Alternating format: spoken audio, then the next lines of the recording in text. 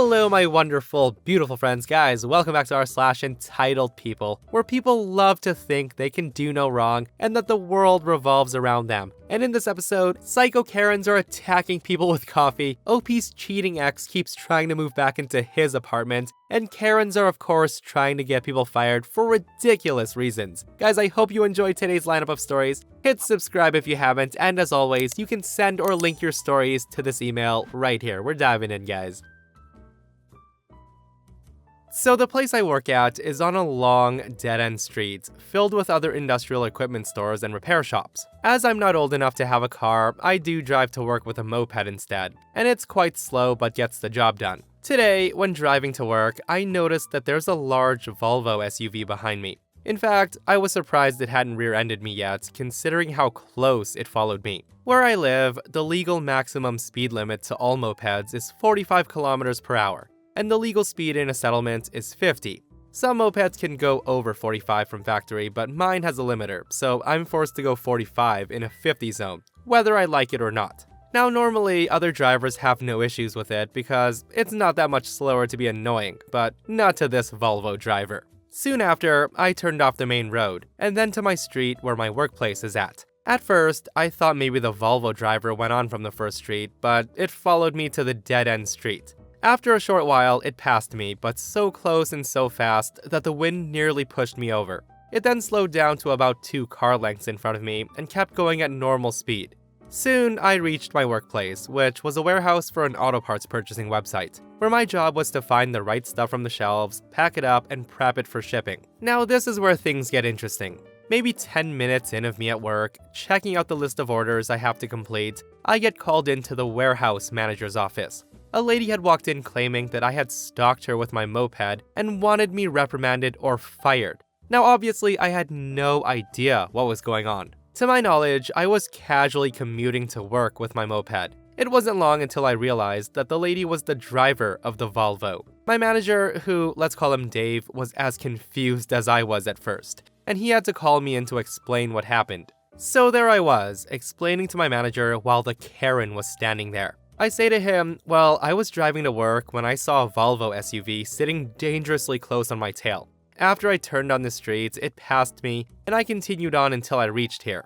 That's when Karen opens her mouth and says, "You were stalking me. I felt you were acting suspiciously when I was first behind you, so I drove as close behind you as possible to see if you'd speed up or not.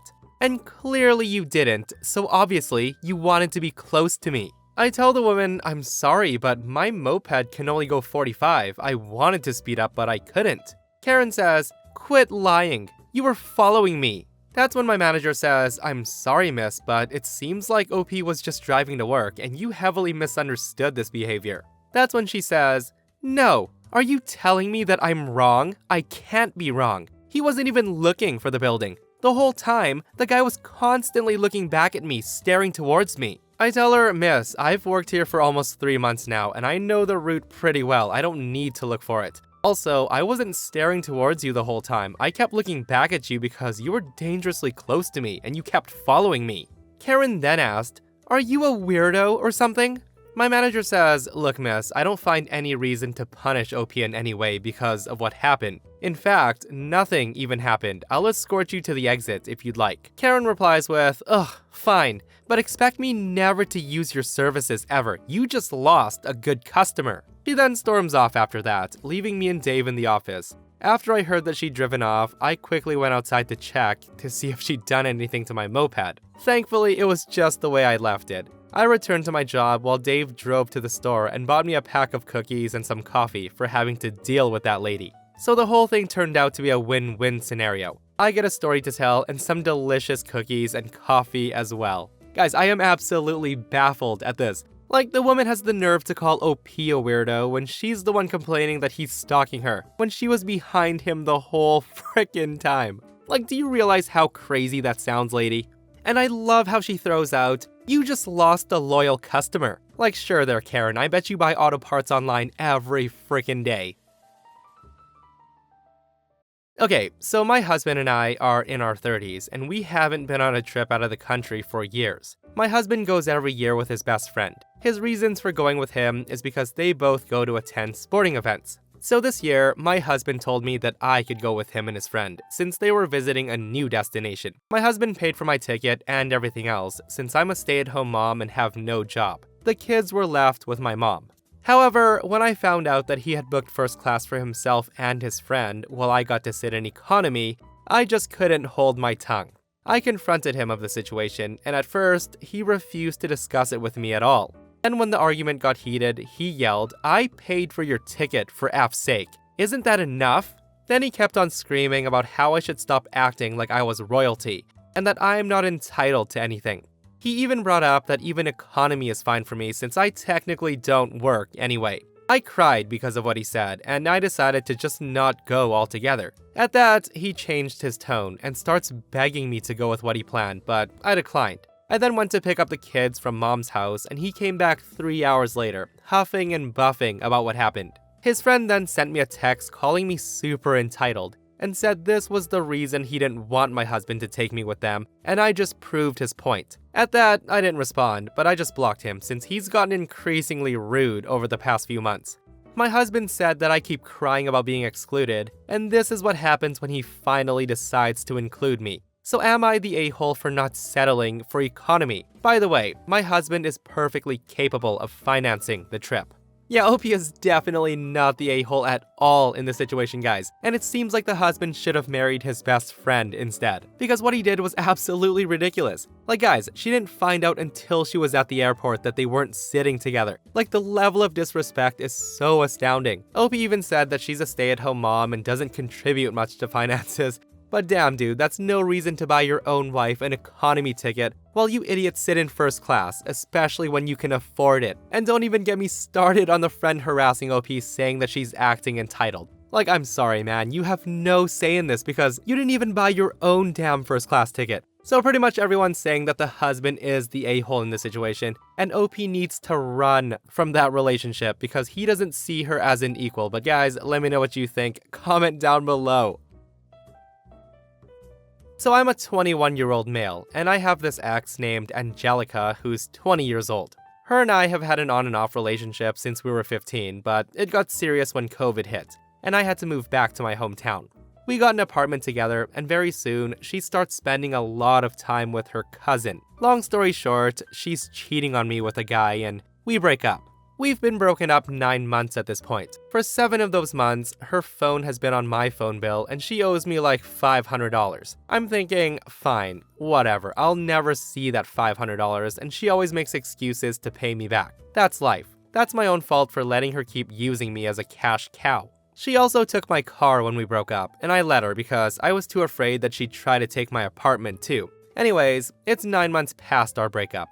I get a message saying, "Hey, I'm pregnant," when I'm on the way home from work, so I don't respond. I'm thinking, this is 9 months past being my problem. It's definitely not my baby. She then messages me again saying, "My boyfriend and I have nowhere to stay." Still, 9 months past my problem. So a little bit about Angelica. She's never worked a day in her life, she's super entitled, and she lives off the disability check from her boyfriend, and she spends 99% of it on weed and fast food. She's also never paid rent, and she's documented to never pay rent. Anyways, she tells me my name is still on the lease, so we're gonna have to move in September. I tell her, your name's not on the lease, it was renewed last month and I took your name off, I'm sorry.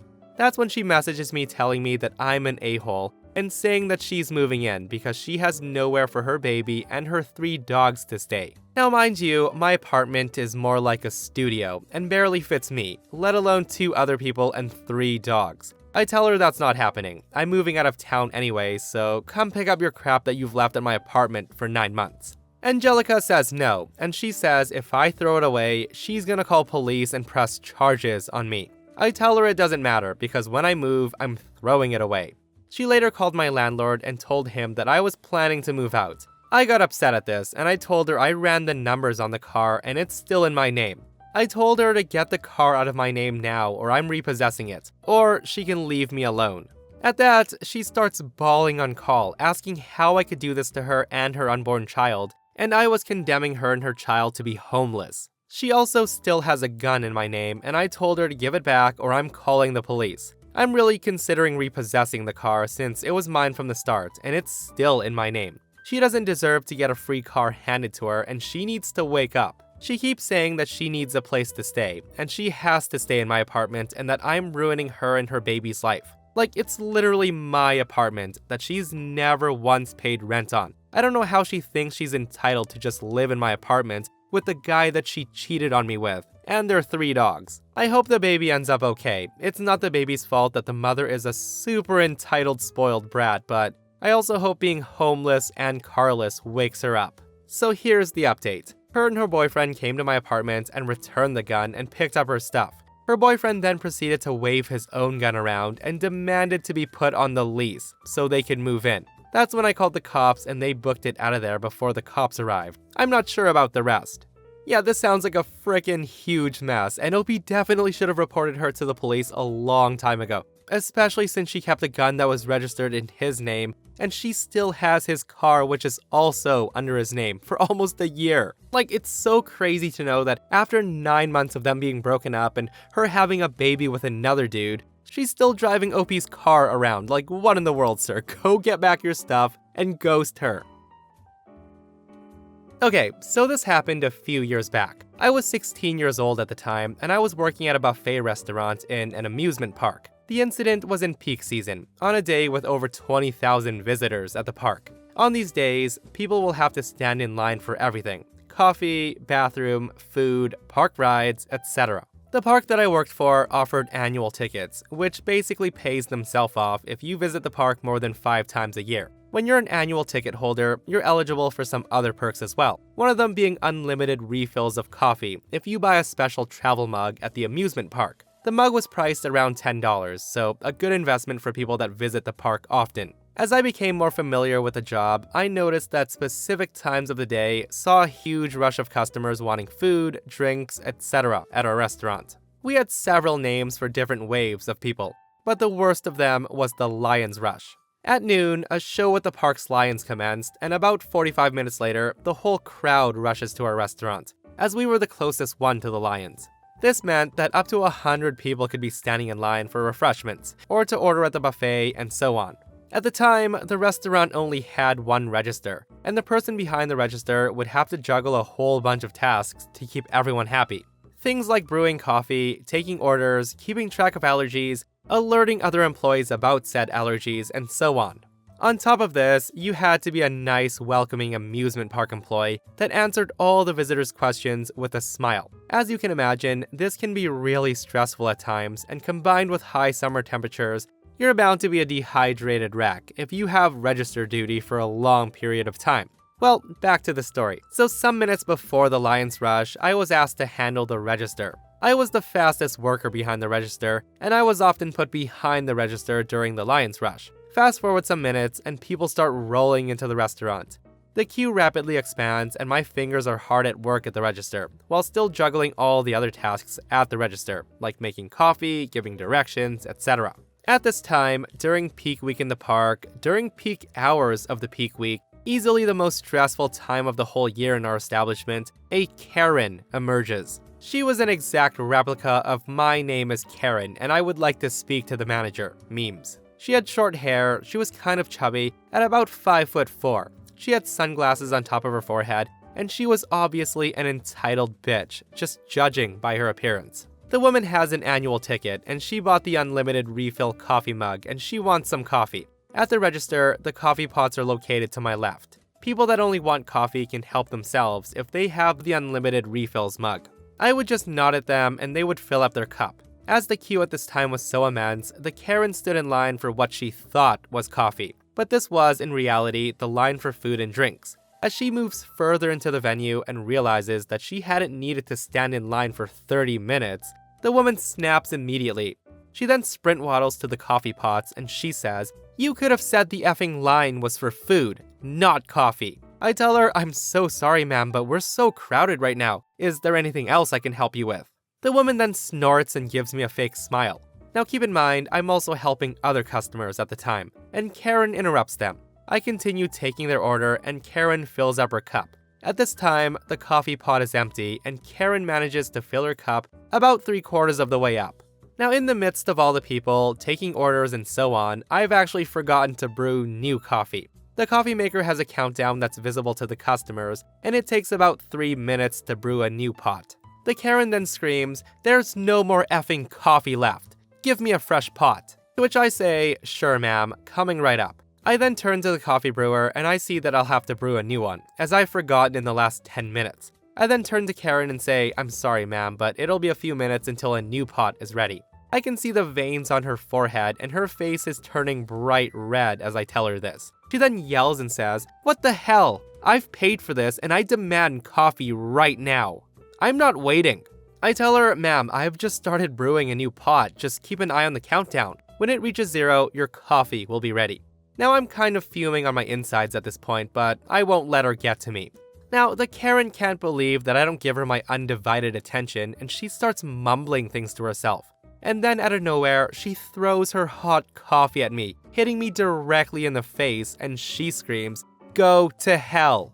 It burned, and I did do a bit of a stumble, but I managed to stay on my feet. The Karen then sprint waddles out of the venue, but she's stopped by another customer, a huge guy who we'll call Bob. He grabs her by the arms. The guy's not having any of her crap, and he holds her tight until park security arrives. The woman is screaming and crying when they arrive, and she says that she's been harassed during her visit, that I've been harassing her. We're then taken to my manager's office where I explain the incident, show my red face and neck, and have the other customers, including Bob, confirm my side of the story. The managers find this incident so serious that he doesn't want the entitled woman to ever visit the park again, and he contacts the local police.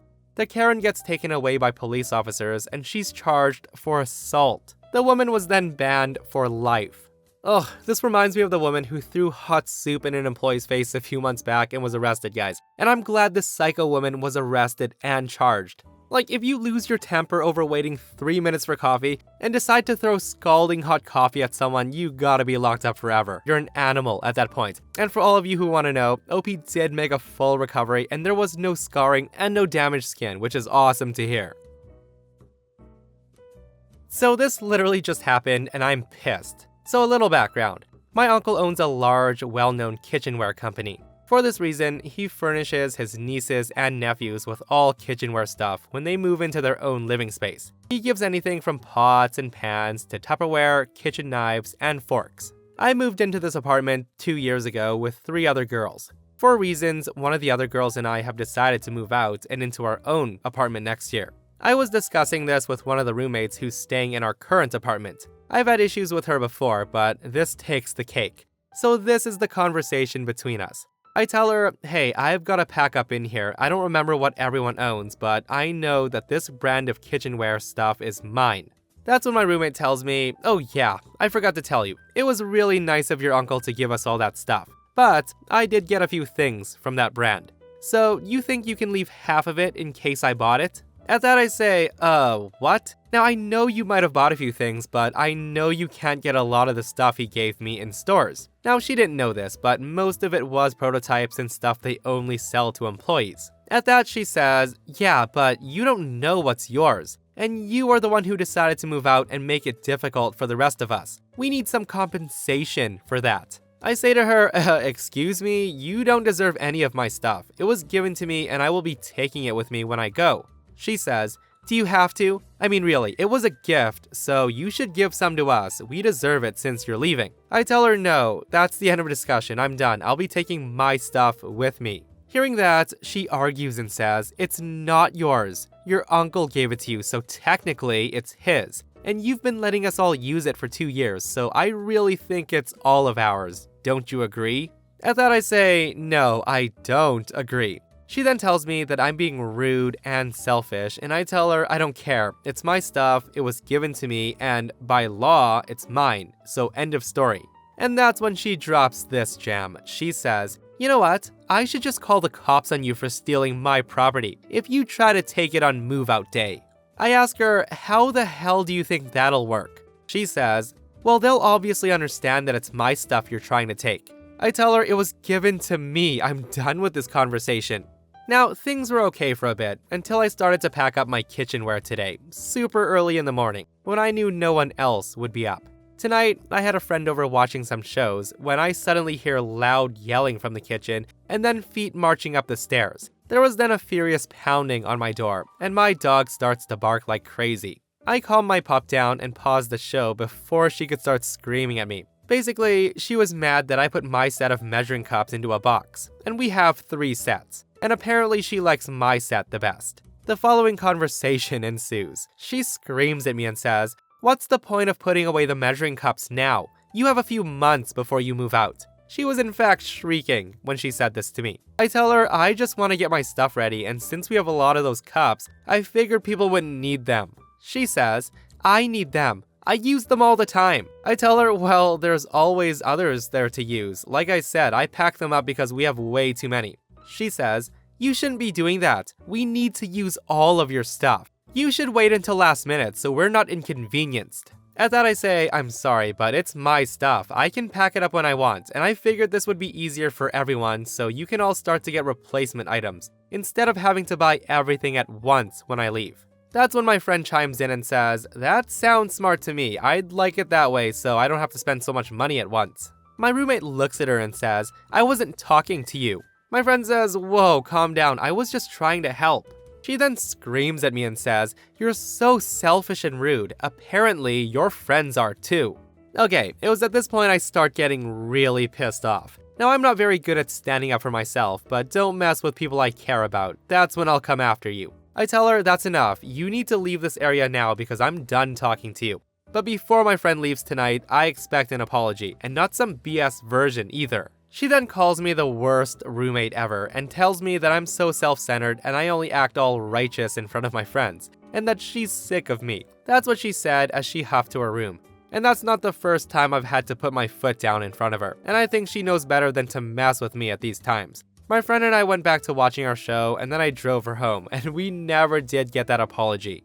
Yeah, so how many of you think that OP's roommate didn't buy anything and was just trying to score free kitchenware? And it's so funny that she brought up multiple times that OP moving out and taking her stuff is inconveniencing her. But that, my friends, is r/entitled people, right? Guys, I hope you enjoyed today's stories. If you did, hit that thumbs up button and subscribe if you haven't already. And if you missed the last episode on the channel, I'll link it right here. A Karen fires OP and accidentally destroys her husband's business. It's such a crazy story. So go check it out if you haven't, and myself and Stevie Boy will see you guys in the next one. We love you.